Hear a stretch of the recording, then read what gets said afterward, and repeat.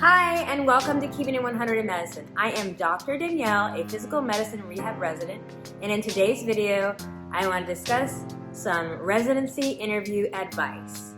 I'm going to set up the video from pre-interview prep, the interview, and then post-interview. So if you're interested, please keep watching. So let's get into the pre-interview prep. I do not want to go through all those tell me about yourself, strength and weakness, what makes you unique, which is basically what's your strength kind of questions. There's so many different YouTubers in the medical field who have gone over that, so I'm not going to go over each of those points individually. I do want to talk about at least 3 types of questions that they may not emphasize in those videos. So the first one is red flags. If you're someone who has a red flag, which could be a failed rotation or a failed semester, failed step score, or you have some sort of massive gap in your medical training, you want to be prepared for that type of question. So how you're going to work on answering this question is in 3 steps. You should first acknowledge that you have that red flag. Secondly, you want to talk about how you work to overcome this red flag. And then thirdly, you want to mention how you're able to do better and you were victorious over this red flag. So for example, for myself, I had a red flag which I had to repeat a semester in medical school. So the reason, I'm just going to give you like a rough draft of how you can answer the question, is basically to, 1, I acknowledge that I have a red flag. Why did I have this red flag? I was involved in several different organizations and I had a leadership role. So I had an issue with my time management, and this was difficult material for me at the time, and I also didn't reach out to tutors and my professor at the time. So looking back, when I had to repeat the semester, I went down to just a membership role in the different organizations. I sought out tutoring, I spoke to my professors, and how I overcame is I did better. I will use that information, which helped me during my STEP exam. And then not only just my STEP exam, you need that medical knowledge when you're interacting with patients and to provide better medical care. So that's just like a rough draft of how you can curtail your red flag question.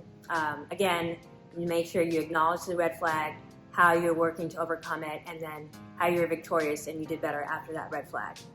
Another question that they might ask you is if you're actually interested in that specialty. Remember that when you submit your ERAS application, there's only one ERAS application. So on there, you may have,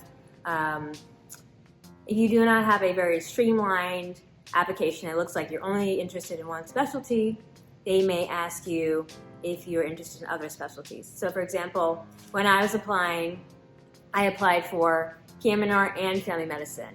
There is this professional, this section where you talk about your professional organizations, and I mentioned that I was in AAP and AAPM&R, which are PM&R related professional organizations, and then I only had AFP for the family medicine one.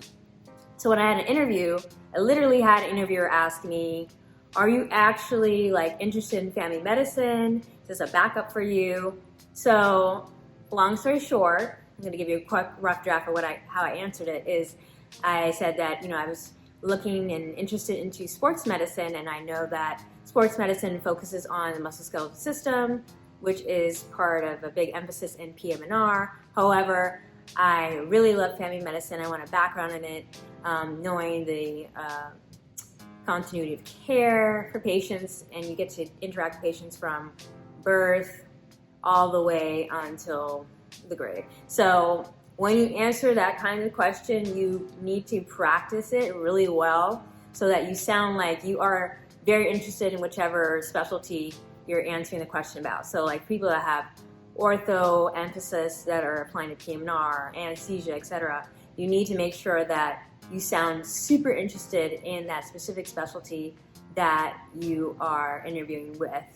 The third type of question that they could ask you, which is kind of uncomfortable, is why you didn't match, if you're someone who applied and didn't match, or if you're someone who was in a residency program before and it didn't work out and you had to leave for some whatever reason, you need to be prepared for those kinds of questions because they can come up and they might ask that.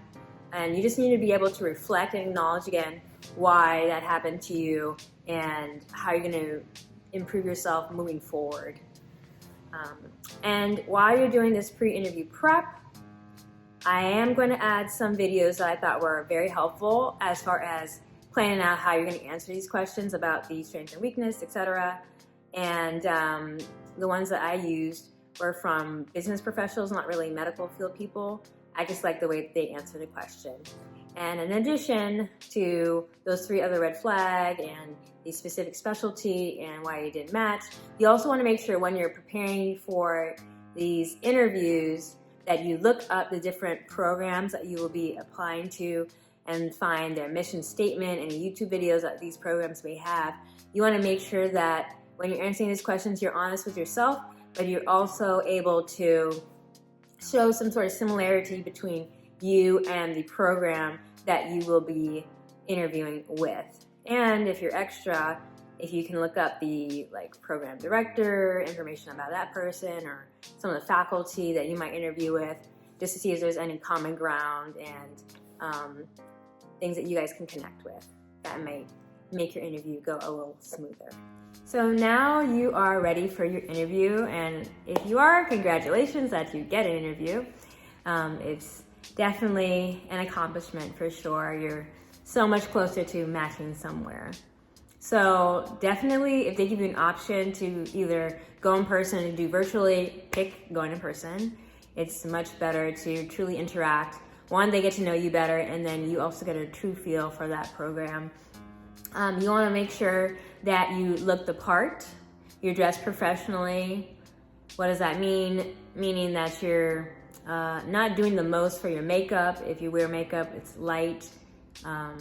For clothing, you want to wear colors like black, gray, navy, beige. You want your personalities to stand out more than your looks. But again, you want to look nice, neat, and professional, as they would say.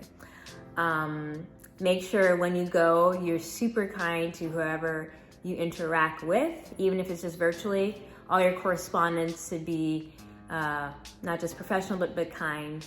Use nice lingo when you're speaking to these people. You also want to, as you have already prepared multiple times answering those questions, when you're actually answering questions, you want to make sure that you take a pause. When they ask you a question, you take a pause, you ponder and review what you're going to say, and then you say it with confidence. Confidence is a big thing that you need to make sure that you convey when you are in an interview, because they want to make sure that this is the face and the professional behavior that will be interacting with the patients that they have. So make sure you sound confident, not rehearsed, but confident when you're answering these questions. And you also want to make sure that you have some questions for the program that you will be applying to or having an interview with. Questions such as, is there camaraderie within the residents, or are there different volunteer opportunities? I'm going to put a few questions that you can ask from a website in the description down below. You do not want to ask anything that's inappropriate, such as like, where do I rank? Keep it nice, short, to the point. Try to really get to know these programs when you're interviewing, and you will be able to make your own rank order list, and they'll be able to rank you hopefully higher because you've done the work and practiced and everything just flows nicely. So you completed your interview. After that, you're going to make sure that you write thank you letters or emails to these programs, thanking them for the opportunity to interview with them, and that you like that said program, etc.